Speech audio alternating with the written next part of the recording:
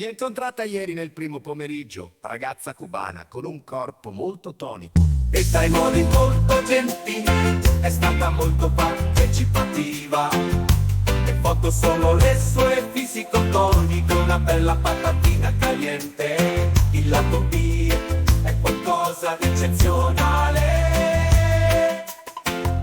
Raggiunta in appartamento pulito e discreto, mi fa entrare puntuale. Abbraccio come benvenuto e mi fa accomodare. Passaggio in bagno veloce, ho fresco di doccia e torno da lei. Cominciamo con qualche palpatina e il fratellino è già in forma, smaglia anche lei. Non esita per prenderlo in bocca di Joy, profondo con l'aiuto della mano che ha aggiunto un pizzico di piacere in più.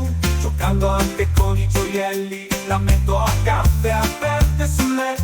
Comincio con qualche bacio per poi arrivare alla sua patatina depilata e profumata. Si lascia leccare con piacere spingendo ritmicamente la mia faccia. Mi incappuccia e passiamo al Rai 2 super coinvolta e partecipativa in tutto. Un paio di posizioni con affondi decisi e profondi, accompagnati da muscoli di piacere.